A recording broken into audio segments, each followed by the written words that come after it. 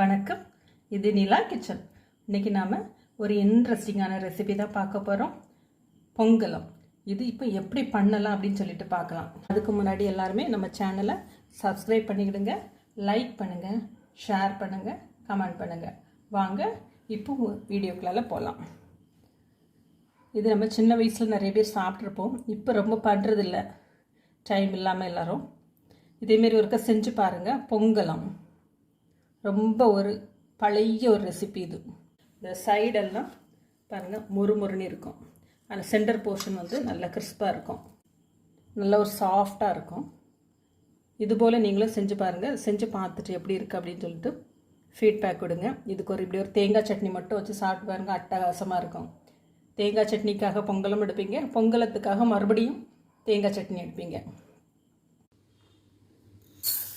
பச்சரிசியோட உளுந்தம்பருப்பு, கடலைப்பருப்பு, பச்சரிசி, உளுந்தம்பருப்பு, கடலைப்பருப்பு எல்லாமே ஒன்றா போட்டு தண்ணி விட்டு நல்லா வாஷ் பண்ணிவிட்டு ஒரு 3-4 மணி நேரம் ஊற வச்சுருவோம். நல்லா சாஃப்டாட்டு ஊறிடும். 3 நல்லா கழுகி ஒன்றா ஊற வச்சாச்சு. ஒரு 4 மணி நேரம் அப்படி இருக்கட்டும். அதுக்கப்புறமா இதை அரைச்சி எடுத்துருவோம். நம்ம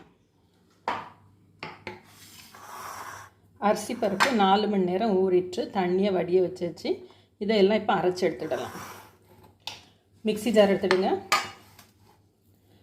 ஒரு சின்ன பீஸ் பெருங்காயம், கருவேப்பிலை, 3-4 வரமிளகா, ஜீரகம் 1 டீஸ்பூன், மிளகு 1 டீஸ்பூன்.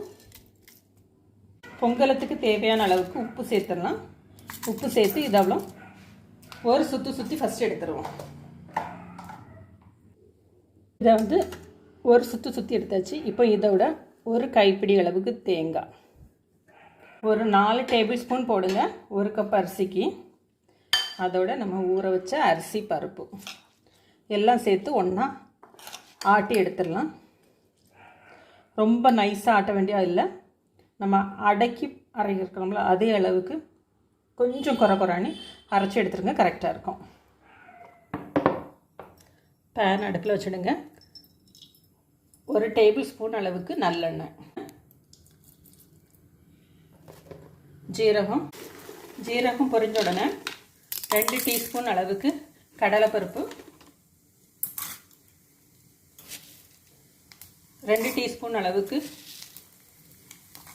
2 டீஸ்பூன் கடலைப்பருப்பு, 2 டீஸ்பூன் உளுந்தம்பருப்பும் கடலைப்பருப்பும் நல்லா பொரியட்டும். ஃபஸ்ட்டு நல்லா கோல்டன் கலர் வரட்டும். கலர் ஓரளவுக்கு சேஞ்ச் ஆக ஆரம்பிச்சாச்சு. இப்போ 2 வரமிளகா, கருவேப்பிலை, நறுக்கின சின்ன வெங்காயம்,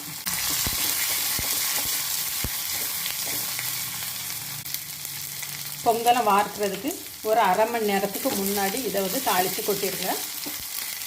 அப்போ இந்த கடலைப்பருப்பு உளுந்தப்பருப்பெல்லாம் கொஞ்சம் அந்த மாவில் வந்து ஊறிட்டு சாப்பிடச்சுல நல்லாயிருக்கும். இப்போ இதை மாவோட கொட்டிடலாம். மாவு இதேமாரி நல்லா திக்காகவே ஆட்டி எடுத்துடுங்க. தேவைப்பட்டுனா கொஞ்சம் தண்ணி விட்டுக்கிடலாம். ஃபஸ்ட்டு ஆட்டச்சுலேயே தண்ணி ஆட்டிடாதுங்க. நல்லா கலந்தாச்சு. இதுக்கு கொஞ்சமாக தண்ணி விட்டுக்கிடலாம், ஏன்னா ரொம்ப திக்காக இருக்குது.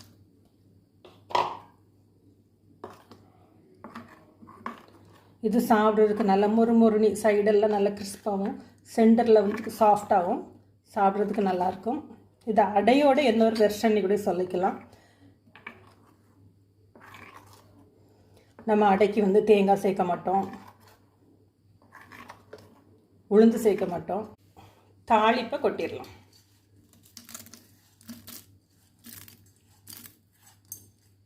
அந்த எண்ணெயோடையே கொட்டிடுங்க. வந்து ஒரு அரை மணி நேரம் வச்சுருங்க. அப்போ இந்த மாவோட இந்த நம்ம போட்டுருக்கிற சேர்த்துருக்கிற இந்த பருப்பு தாளிப்பு கொட்டியிருக்கோம்ல, இது எல்லாமே கொஞ்சம் சாஃப்டாட்டு இருக்கும், ஊறிச்சிருக்கும். அதுக்கப்புறமா நீங்கள் சுட்டிங்கன்னா நல்லாயிருக்கும். இப்போ கடைசியாக மல்லி இலை நம்ம சேர்க்க வேண்டியிருக்கு. இது ஒரு அரை மணி நேரம் அப்படி இருக்கட்டும். நம்ம தாளிப்பு கொட்டி அரை மணி நேரம் ஆயிடுச்சு. இப்போ ஃபைனலாட்டு கொஞ்சமாக இஞ்சி, மல்லித்தழை பொடியாக கட் பண்ணு. பச்சை மிளகா நீங்கள் வேணும்னா போட்டுவிடுங்க. காரம் வந்து நம்ம காஞ்ச மிளகா சேர்த்துருக்கோம், நல்ல மிளகு சேர்த்துருக்கோம். இதோட காரம் நல்லா சாப்பிடுவீங்க அப்படின்னா 2 பச்சை மிளகாவும் சேர்த்துக்கிடலாம். நான் எனக்கு இது போதுங்கிறதுனால பச்சை மிளகாய் சேர்க்கலை. இப்போ இதை நம்ம சுட்டு எடுத்துடலாம். ஒரு கடாயை அடுப்பில் வச்சுக்கிடுவோம். இரும்பு கடாயை அடுப்பில் வச்சுருக்கிறேன். 1 டீஸ்பூன் அளவுக்கு நல்லெண்ணெய் விட்டுக்கிடுங்க. கொஞ்சமாக விட்டுடுங்க.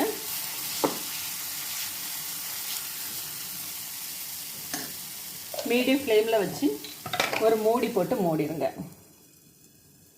ஸ்லோ ஃப்ளேமில் இருந்து அது வேகட்டும். Medium to slow. இந்த பொங்கலம் வந்து நம்மளோட ட்ரெடிஷ்னல் டிஷ்ஷு. இது சாப்பிட்றதுக்கு ரொம்ப நல்லாயிருக்கும். இந்த ஓரங்கள்லாம் நல்லா மொறுன்னு வரும். சென்டர் பார்ட் வந்து கொஞ்சம்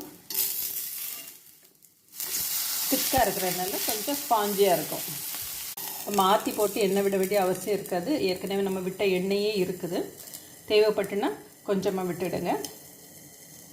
ஃப்ளேம் வந்து கம்மியாகவே வச்சுக்கிடுங்க. இப்போ இதை எடுத்துடலாம்.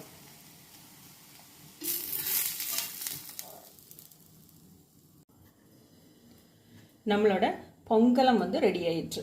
இதே போல் நீங்களும் செஞ்சு பாருங்கள். செஞ்சு பார்த்துட்டு எப்படி இருக்குது அப்படின்னு சொல்லிட்டு ஃபீட்பேக் கொடுங்க. தேங்க்யூ.